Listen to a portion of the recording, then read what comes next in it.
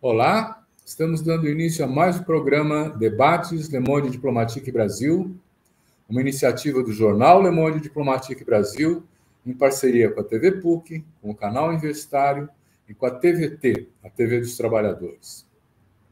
Hoje nós vamos colocar uma questão.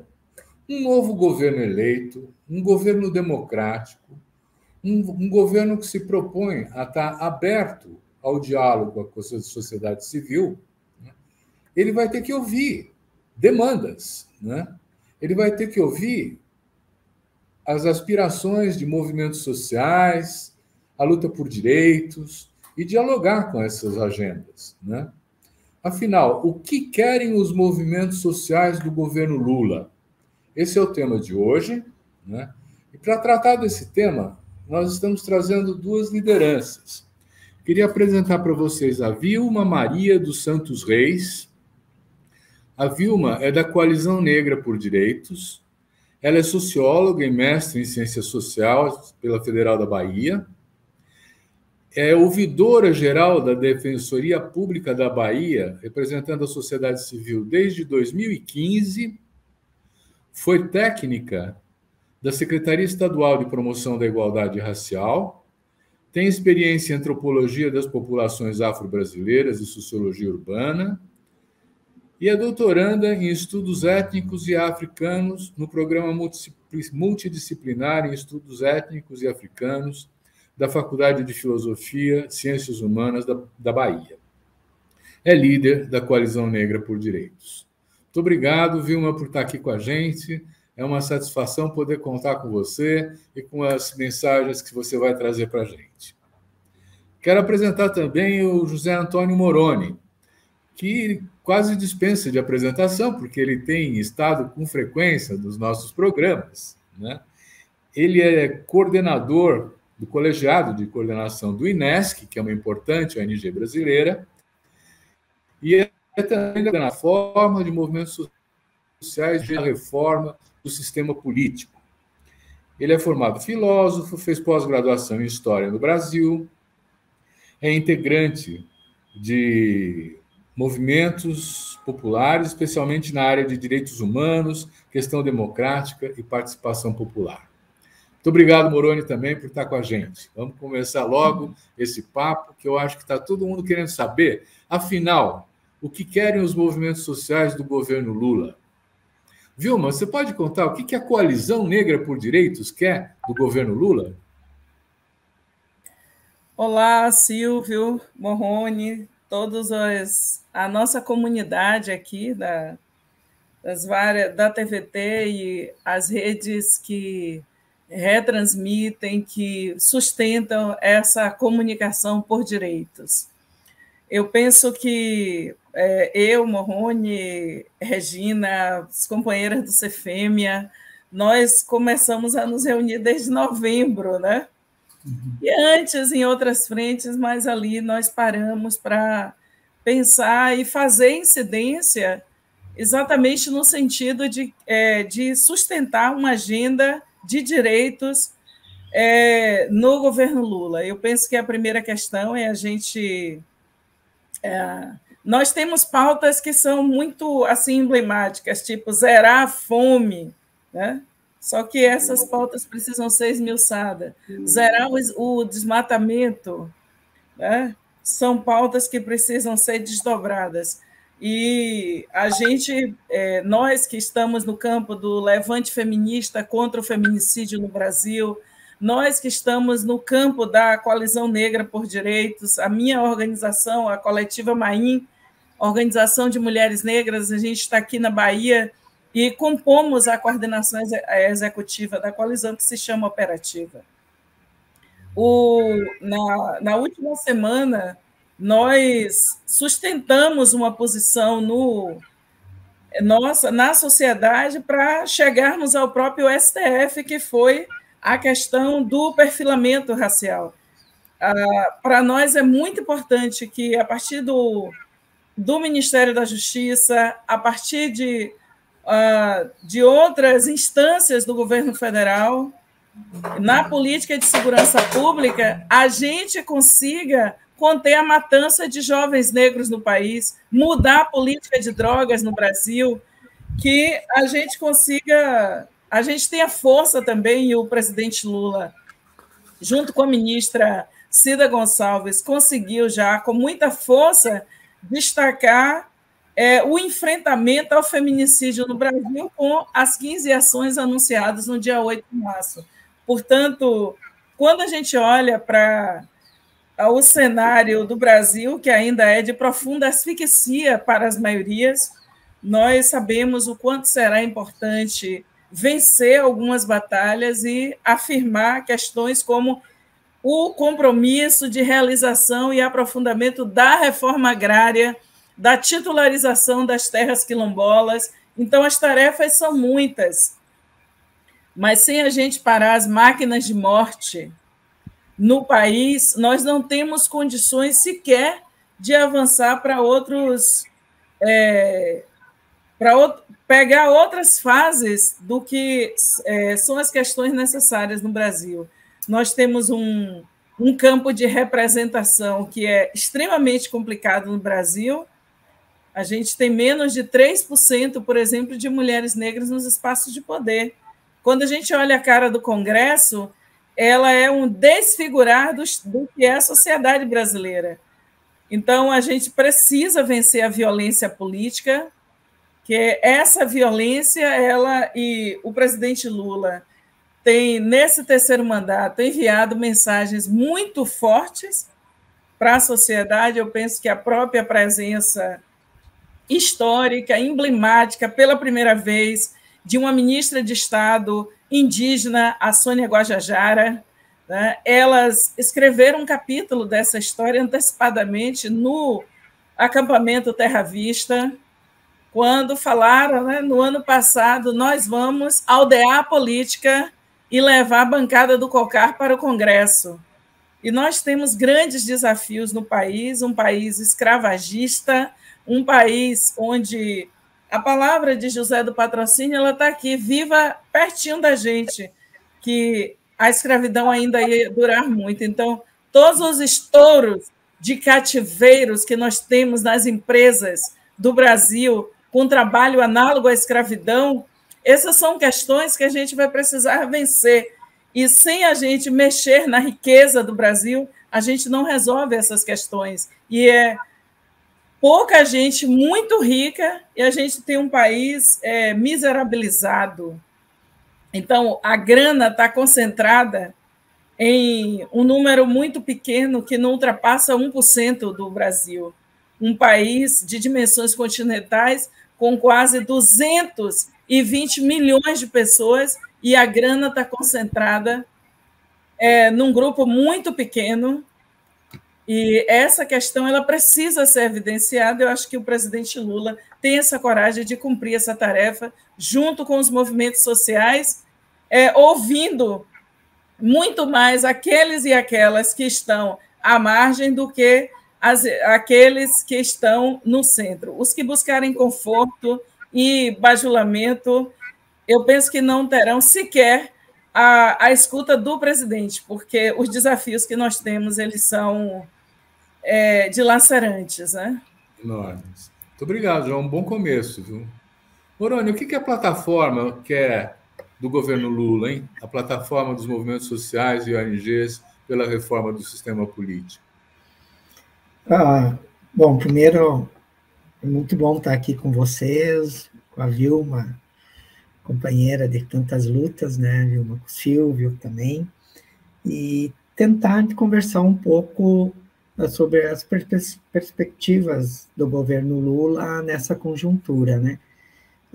Nós, na plataforma dos movimentos sociais por um novo sistema político, a gente mudou o nome agora em dezembro, né? A gente está falando de um novo sistema político. Entendemos que ainda podemos ter certos avanços dentro desse sistema, num deles pensando outros processos eleitorais para enfrentar a subrepresentação, que a Vilma muito bem colocou, mas que tem muitos limites, e a gente precisa pensar um novo sistema político, né? No nosso encontro nacional, em dezembro, na análise conjuntura, a gente colocou uma seguinte questão: qual que é o norte principal do governo Lula? Desse governo, que como a carta nossa, né, Vilma, diz que é um governo fruto de uma frente amplíssima, não é nem ampla, amplíssima, que conseguiu derrotar o Bolsonaro nas eleições, mas que o caldo, ou o bolsonarismo, a extrema-direita brasileira, ela está bem organizada. Então, acho que a principal função desse governo é nos tirar dessa ameaça da extrema-direita, né?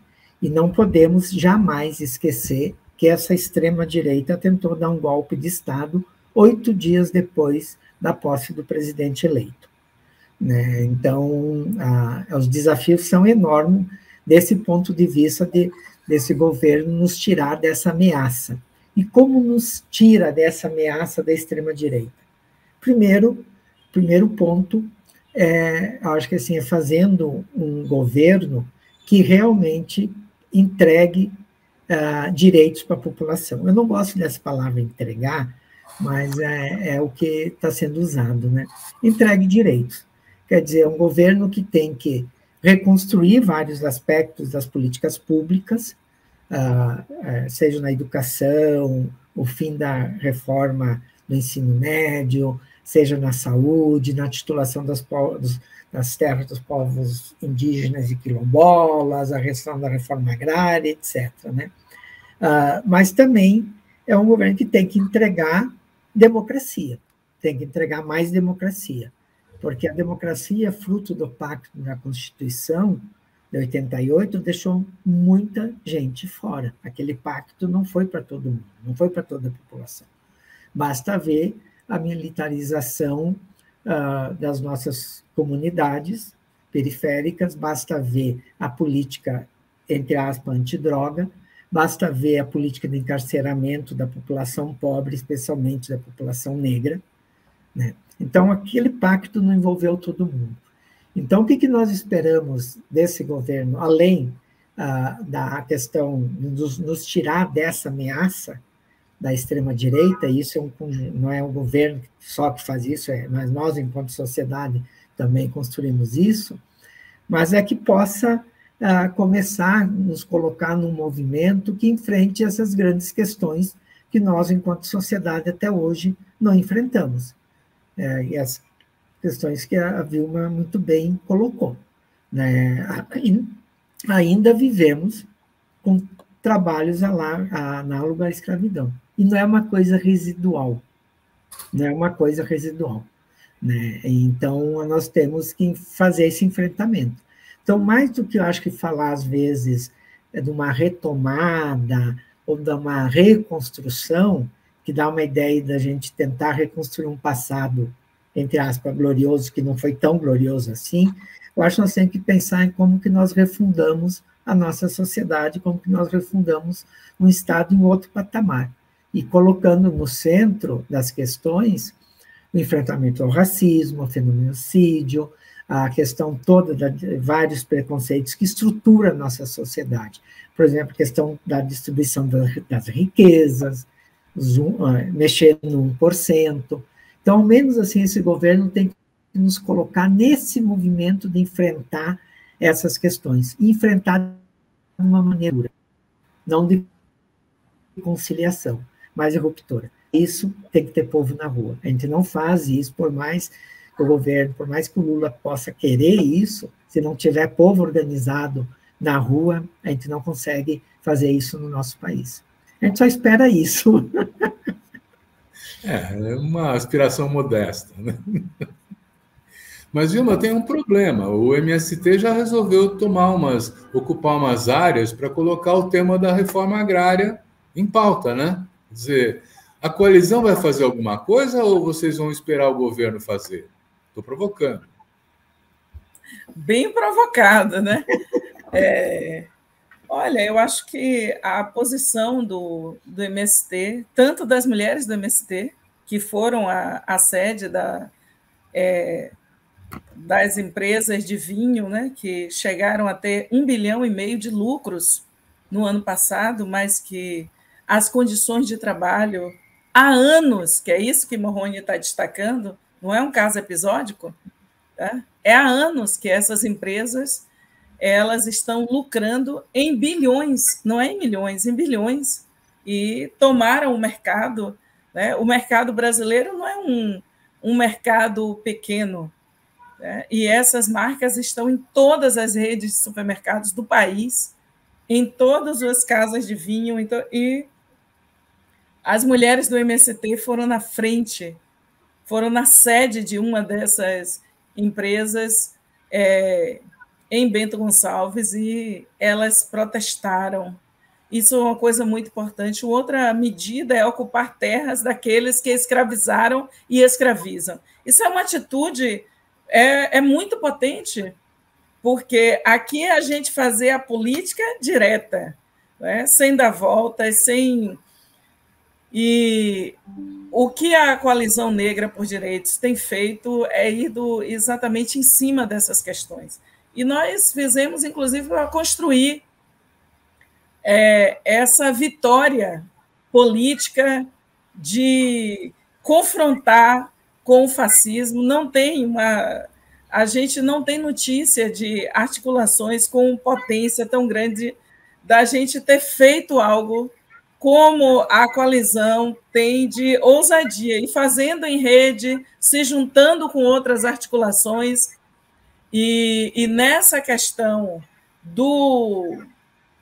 da matança da população negra, porque nós não temos outro nome, né? Eu concordo com o Morrone. Tem a luta institucional no ambiente para dentro das cortes, mas tem a luta na rua.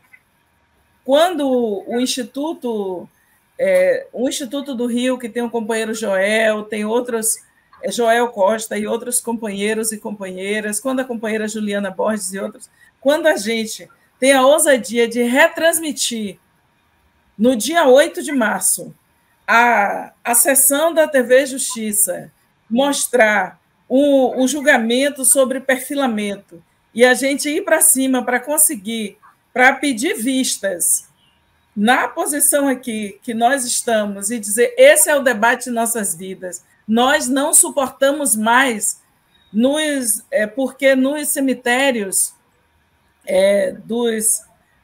das capitais brasileiras, os cemitérios que estão localizados nas periferias, são filas, dia de segunda-feira e dia de terça-feira, são filas de mães negras para enterrar os seus filhos. Esse é um absurdo, essa é a inversão da vida. Então, essas nossas campanhas que estão aqui no painel, como o Vidas Negras Importa, quando em 12 de maio do ano passado, nós estávamos no Congresso Nacional, junto com Benedita da Silva, com Talíria, com Orlando Silva, com tantos outros e outras, né, dizendo que nós não suportamos mais essa situação.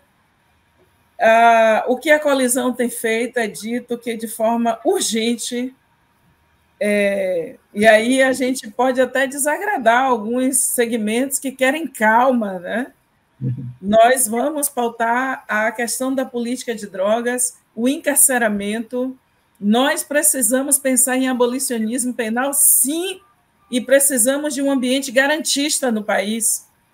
E nós não podemos esperar que tudo vai emergir como proposta e como projeto do governo. Nós precisamos, e é isso que nós estamos fazendo quando a gente tomou a frente, com a mesma ousadia em que nós derrotamos o Moro em 2019, com seu pacote de crimes no Congresso, porque ele falava ali em excludente de ilicitude. Imagine, em 2019, a gente ouvir sobre excludente de ilicitude num país que vive uma tragédia de um conflito armado, sem reconhecimento das instâncias internacionais, por exemplo, das Nações Unidas. Nós vivemos, porque esse é o drama. Quando eu falo de filas, né, de mães, como nos cemitérios do subúrbio ferroviário de Salvador, Morrone, quando chega segunda e terça-feira, ou no cemitério do Campo Santo, você só vê chegar a família negra com um menino jovem para enterrar. Isso é insuportável.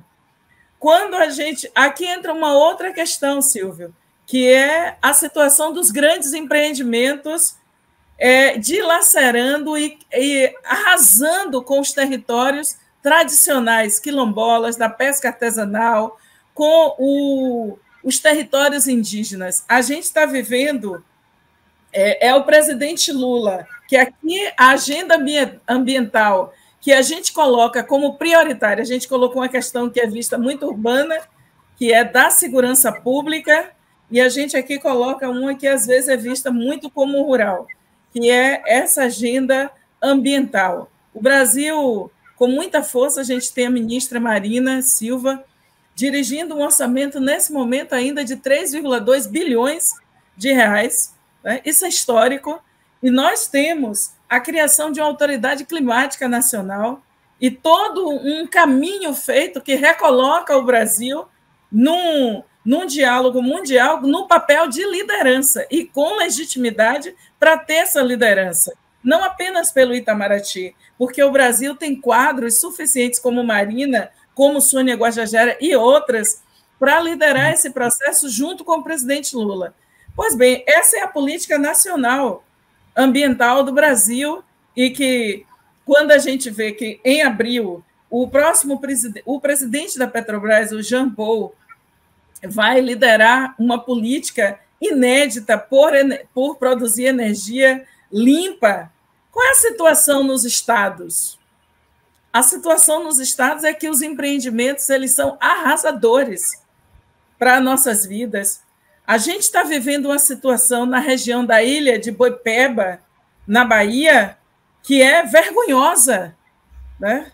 E a SPU liberou uma licença, e a partir dessa licença da Secretaria de Patrimônio da União, a gente está vendo comunidades como Cova da Onça, Garapuá,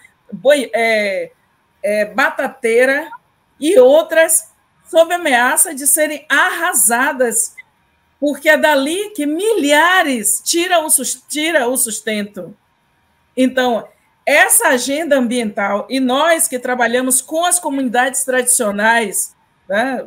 Morrone conhece lideranças como Eliette Paraguaçu, né? Ou como Maria José Pacheco, nós que estamos no front, para a gente que está aqui, essas decisões elas nos afetam e elas negam a política do presidente Lula.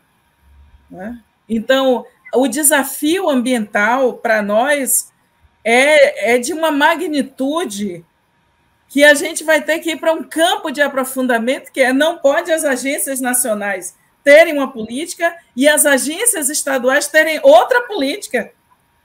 Né? Quer dizer, nós estamos falando que a gente não cai nesse negócio de venda de carbono. Né? Nós queremos ter direito e soberania para decidir sobre nossas políticas. Nós não admitimos que as nações do norte global elas tenham o direito de continuar poluindo, e nós aqui que temos que nos preocupar, né, quando a gente sabe que a preocupação nós temos, mas nós temos uma reserva de pré-sal que vai até a costa de Angola, Silvio, né? E desde o governo, do primeiro, segundo governo do presidente Lula, todo o investimento em ciência e tecnologia, e, em seguida, o investimento em ciência levou a Petrobras, com todo o seu compromisso social, a descobrir o pré-sal, buscar o petróleo em águas profundas, e, no desafio ali, a presidenta Dilma ter pensado em destinar 75% desses recursos para ciência e tecnologia e nos fortalecer, portanto, na educação. Pensando que, como é que você disputa com o norte global do mundo? Muito bom. Você tem que ter ciência e tecnologia para a gente não ser a pátria das commodities. Né? Mas deixa eu entrar um pouco então, aí. A gente se coloca... Diga, Silvio. Não, termina aí o raciocínio que depois eu faço uma outra.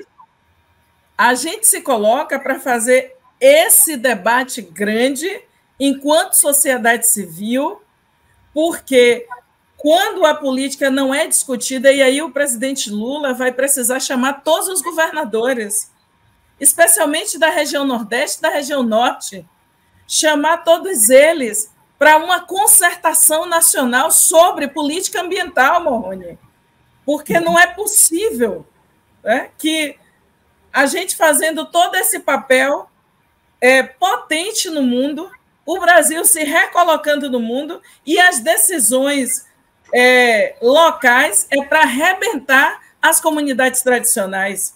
Então, nossa agenda ela é densa e ela é tensa, Silvio. Muito bom. Porque vai chegar um momento que não vai poder ficar todo mundo de amigo sentado, né, na mesma sala, porque nós temos pensamentos divergentes em relação ao modus operandi que acontece na segurança pública, o esforço que o Ministério da Justiça, Direitos Humanos, Ministério das Mulheres, o Ministério da Igualdade Racial e outros estão fazendo, e qual é a situação? A gente está tendo uma profunda dificuldade de convencer os governos estaduais a colocar câmeras corporais nas fardas dos policiais, colocar GPS nos carros, porque foi graças ao GPS que a gente está conseguindo identificar violações de cenas de crime, né? E a gente viu a eficácia, a efetividade dessa política no estado de São Paulo, que não estava sob o governo de nenhum campo de esquerda ou de centro-esquerda. A gente viu a redução nós vimos em 87% a redução da letalidade que ceifa a vida. Então, essas questões elas são decisivas para uma mudança na performance política nesse novo ciclo de poder do governo Lula. Muito bom. Deixa eu colocar uma outra questão. Moroni, você tinha falado assim mas precisa da rua também para participar, né? E é justamente essa questão. Nós tivemos um sistema de participação, o modelo já tem uns 20 anos já, né? Quer dizer, começa em 2002, com conferências, com conselhos, mas não dá para importar esse modelo de novo e dizer que está tudo bem. Não é isso? Com certeza, Silvio. Eu acho que teve um avanço, sim. Nós chamamos da questão da participação institucionalizada, que na verdade, nós estamos tratando do direito humano à participação política, né, não só fruto dos processos eleitorais e partidários, que está garantido na nossa Constituição, essa estratégia dos conselhos, conferências, audiências públicas, as próprias questões das ouvidorias, tem a ver com isso, mas é muito limitado essa forma de participação, né? E é limitado por várias razões e pode avançar em vários aspectos, né? Eu acho que ela foi importante, fundamental nesse período para garantir algumas políticas e o desenho de algumas políticas públicas, nessa dimensão dos conselhos, das conferências e tal. Acho que tem muita contribuição desses processos participativos no desenho das políticas públicas, né? Mas a própria arquitetura dessa participação tem problema, que a plataforma desse, né? Uma dessas coisas é a fragmentação. Quando a gente fala em fragmentação da participação, a gente não está remetendo a uma crítica, muitas vezes, da direita, ou com uma concepção de direita, mesmo sendo feita por grupos ligados à esquerda, né, do número de conselhos, do número de conferências. Isso não tem a ver com fragmentação. Quando a gente fala da fragmentação desses processos participativos, é que não se tem nenhum mecanismo de diálogo entre esses processos. Então, aconteceu no governo Lula que a gente teve, no ano, 13 conferências nacionais, precedidas por conferências estaduais e municipais, regionais, distritais, vários formatos, mas que não tiveram nenhum processo de diálogo ou de concertação entre elas. Então, conferências que deliberaram de maneira opostas, né? Então, essa fragmentação de você não ter mecanismo de diálogo entre esses processos participativos leva, e muito, vamos dizer assim, uma diminuição da potência de estar influenciando no poder decisório. Daí fica uma dimensão muito mais pedagógica da participação e menos política da participação. Porque a participação ela tem que ter essas duas dimensões, pedagógica e a política, né? Não é uma mais importante que a outra, mas a participação tem que levar vamos dizer assim, uma incidência política decisória. A gente não participa por participar, a gente participa porque nós queremos estar no processo de decisão. E esse desenho, essa arquitetura da participação não favorece, né? Um outro aspecto, nós temos que pensar essa dimensão da participação como um sistema de participação popular, onde que se tenha várias camadas de participação, e não seja só um formato praticamente único dos conselhos, reconhecido como instância de participação institucionalizada. A gente pensar em forma de sistema mais fluido, mais dinâmico, menos engessado, mais popular, né? Eu acho que é fundamental para a gente redesenhar essa arquitetura, né? Eu acho que isso envolve várias questões, entre elas, a gente enfrentar, nesses espaços participativos, as mesmas questões que nós criticamos tanto nos espaços institucionais, como, por exemplo, do parlamento. O INESC, junto com o Polis e com o apoio do IPEA, nós mapeamos, aos 8 anos do governo Lula, a questão das conferências nacionais, né? E também a participação nos conselhos nacionais. O que a gente identificou, né? Quanto mais subia, vamos dizer, pensando como se fosse uma hierarquia, mas não deveria ser, a participação das conferências municipais tinha mais mulheres participando. Nas estaduais, ia diminuindo. Quando chegava na etapa federal, as mulheres, em muitas conferências, praticamente sumiam. A maioria era de homem, completamente diferente do que se via no processo das conferências municipais.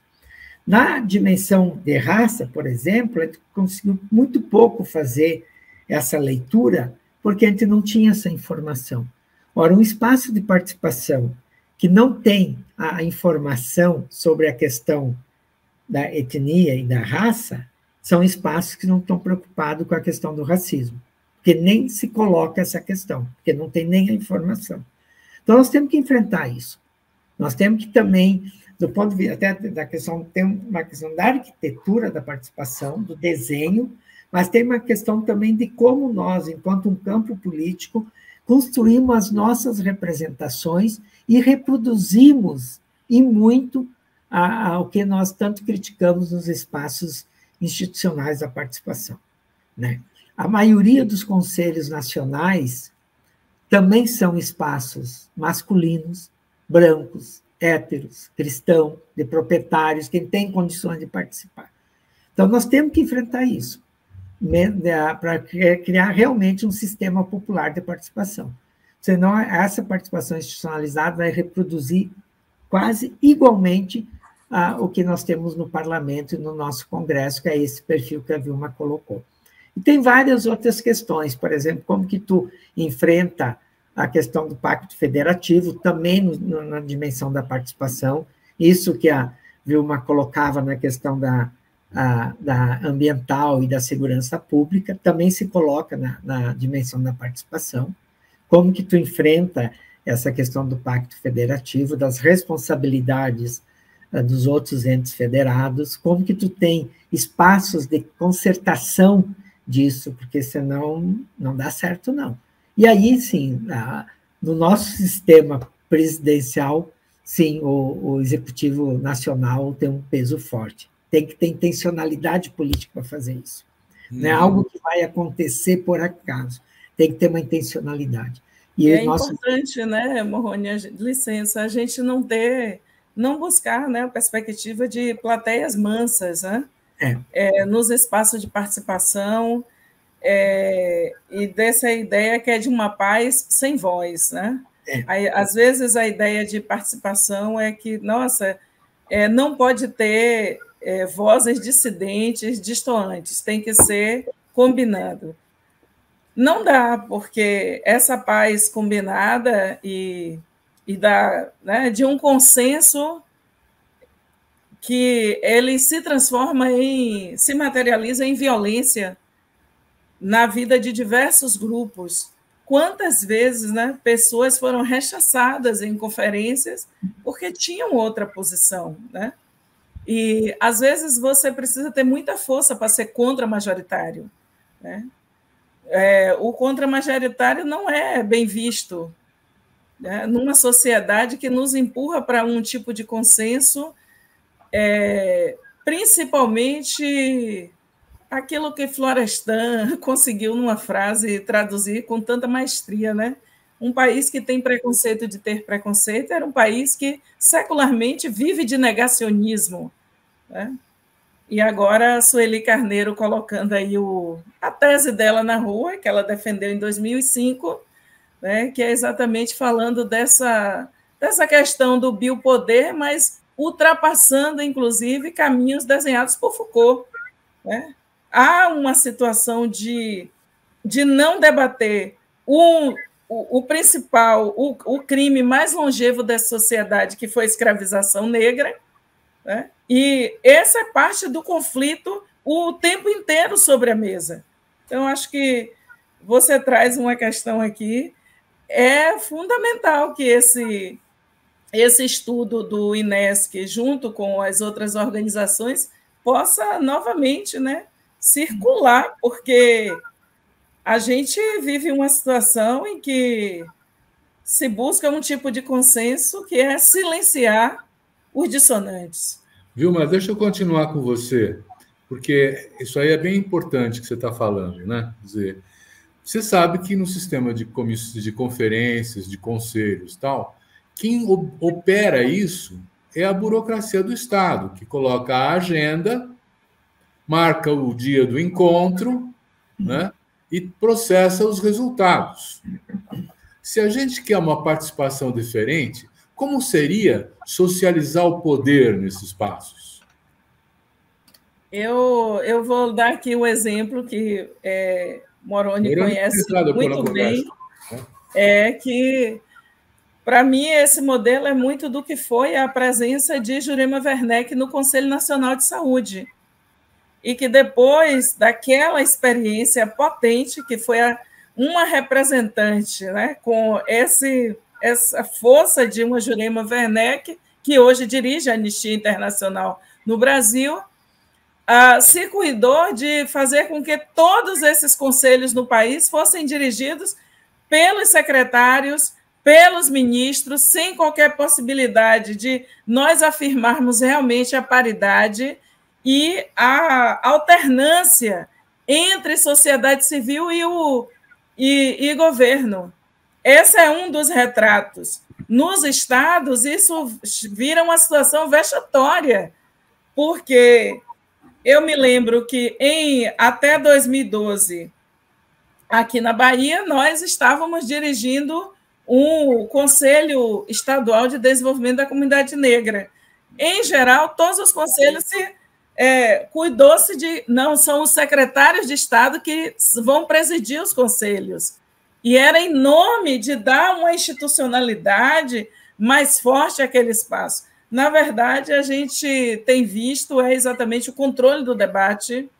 O que nós temos vivenciado é silenciamentos, a busca de um consenso que é de asfixia das vozes dissonantes, e nós precisamos cuidar dessa dimensão, porque onde é possível as representações da sociedade civil ter uma ação política criativa, né? A gente olha para a produção de alguns espaços, por exemplo, na institucionalidade para dentro do sistema de justiça, onde é que funciona? Onde tem ouvidoria externa, porque onde não tem ouvidoria externa, a gente vive o vexame de ver entes do sistema de justiça, se fechar em copas, virar as costas para a sociedade civil, que é isso que Moroni lembrava aqui para nós, das tarefas desenhadas na Constituição Cidadã de 88,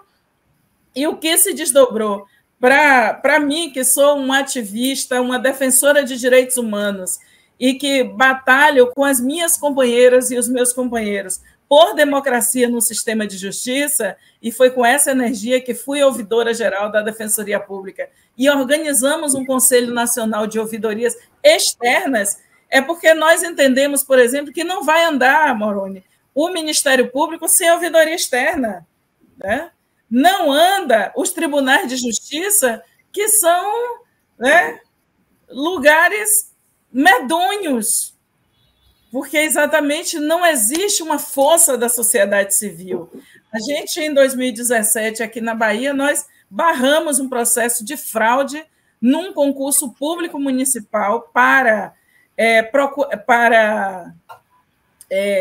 a Procuradoria Municipal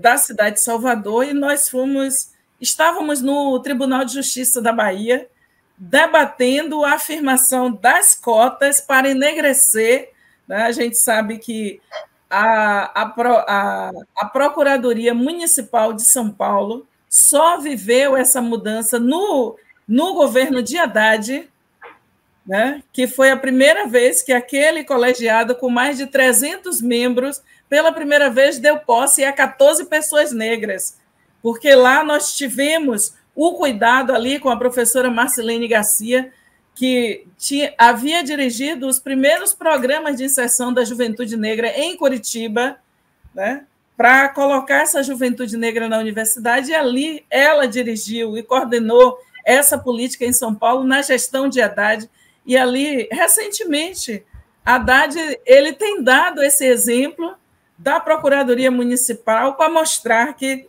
sem esse saber da sociedade civil, ele também não teria enxergado, né? Sem esse sujeito político coletivo que se chama Movimento Negro, né? Essa vitória não poderia ser inscrita na gestão de Haddad numa das maiores cidades do mundo e a maior da América Latina. Então, e a gente, né? E foi possível, né? Num conjunto de mais de 300 procuradores, pela primeira vez, dar posse a 14 procuradores e procuradoras. Então, tem uma porta aí de busca de espaços em que incomoda muito a uma parte considerável dos gestores, não, mas como que a sociedade que vai decidir? Quando você decide com a sociedade, você erra menos. Né? Mas tem aí uma questão que está colocada, que é a questão de que a participação se dá muito mais na área das políticas sociais, né? A participação no Conselho Monetário Nacional, a participação no Conselho da Petrobras, no BNDES. Tem participação, Moroni? Quem está podendo com a língua de Silvio, né? Ai. Eu me lembrei no início da plataforma, lá em 2004, uma das questões que a gente levantava era justamente essa, assim, né? Por que a gente só tinha, mesmo limitado, né, nas políticas sociais, né? Isso tem a ver com o poder econômico, mas também tem a ver com as nossas estratégias políticas, né? A gente se dividiu por muito tempo entre aqueles que eram dos números, portanto, da área das exatas, da economia, etc., né? E quem queria cuidar das pessoas, que era da área social. Essa separação que nós fizemos também nas nossas estratégias políticas, nas nossas concepções, levou também a isso, né? Que a gente tem espaços de participação institucionalizada, principalmente nas políticas chamadas políticas sociais, nas áreas sociais. Nas áreas de infraestrutura, do orçamento público da economia e do próprio sistema de justiça, né, que a Vilma estava colocando, a gente não tem. E tivemos poucas experiências nesse sentido. Acho que talvez o conselhão no governo Lula, nos dois governos, foi um espaço para isso. No governo Dilma, houve um esvaziamento muito grande daquela institucionalidade que era o conselhão, né? Onde tentava, de certa forma, ter uma possibilidade da sociedade estar incidindo nas políticas econômicas, nas políticas de desenvolvimento, na própria política externa e tal, né? Lógico que na composição, né, do conselhão, tanto do primeiro mandato como do segundo, tinha uma distorção da representação, porque, inclusive numérica, era muito maior da representação do capital e do mercado do que da representação do nosso campo, da sociedade, dos movimentos, dos sindicatos, das universidades, da intelectualidade, né? Mas eu acho que já era uma certa forma uma estratégia. E falou da participação no Conselho Monetário Nacional, uma das moções que nós apresentamos no Conselho, para a questão da participação, foi essa, de ter uma representação da sociedade civil no Conselho Monetário Nacional, né? Porque a gente sabe que o Conselho é formado pelo presidente do Banco Central, pelo ministro da Fazenda e pela ministra do Planejamento. Né? E a gente queria... Às vezes tem um outro formato, dependendo e tal, mas não muda isso. 3, 4 ministros, né? Geralmente ter 3 ou 5, para não dar empate, né? Mas nunca teve participação. E, quando a gente colocou isso, o que veio de rebate, principalmente dos representantes dos bancos, etc., que a gente queria a volta da inflação. É como se a sociedade tivesse nesse espaço do Conselho Monetário Nacional, a gente ia querer a volta da inflação, porque a gente ia querer mudar a questão da meta da inflação. Porque quem que diz que nós temos que ter uma inflação de 3,5%? Por quê? E isso condiciona investimento público, condiciona várias outras coisas. Por que não pode ser 5? Por que não pode ser 6 se tu tiver mecanismo que garanta, e tem como construir, que garanta o poder de compra da população mais, do povo trabalhador, né? Então, era esse debate. Eu acho muito interessante isso, Silvia. A gente, assim, quando a gente fala nesse sistema de participação popular, nós temos que incluir a participação no Ministério do Planejamento, no Ministério da Fazenda, da infraestrutura, das relações exteriores, lá do Ministério da Indústria e Comércio. Mas você sabe que aí eu acho que o buraco é mais embaixo? Porque nós temos, por exemplo, instrumentos como o referendo, o plebiscito, que não são usados, né? Quer dizer, será que são as instituições, Vilma, que não têm esse desenho apropriado, ou nós que não estamos sendo capazes de botar o povo na rua? Eu gostei muito como Moroni destacou aí as prioridades para dentro do movimento. Na verdade, isso tem a ver com exclusão, né? Por isso que essa porta aí que a gente empurrou do sistema de justiça, ela foi histórica, porque, na verdade, nós não acessamos.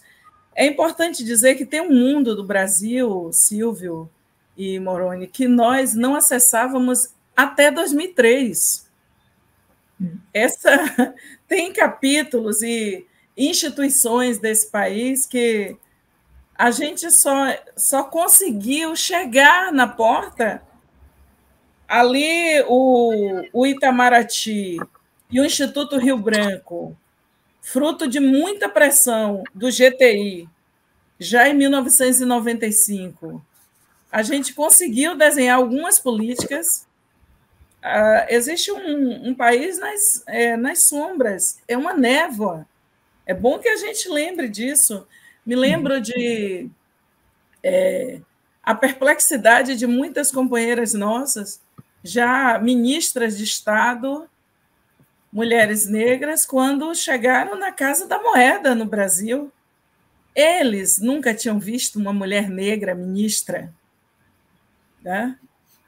Até 2003, existia um país, a gente está falando de 20 anos, isso é um piscar de olhos para a história. E olha que a história do Brasil é muito recente. Né? A história formal do Brasil, a partir da ocupação, ela só tem 523 anos. Então, quando você olha para uma sociedade, e mesmo essas sociedades das Américas, então, tem sociedades que experimentaram situações antes.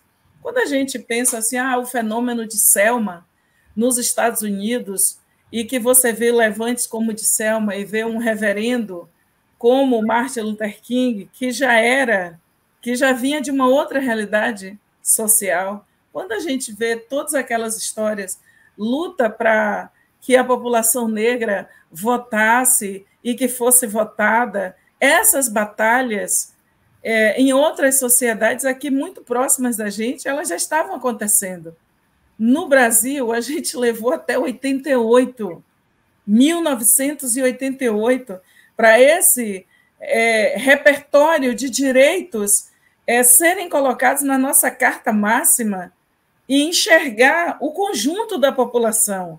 E que a gente assiste até agora, pelo menos, a última vez que a gente olhou e contou as emendas na Constituição, já eram 77 grandes, né, emendas na Constituição, ainda para dar conta das lacunas, inclusive de 88.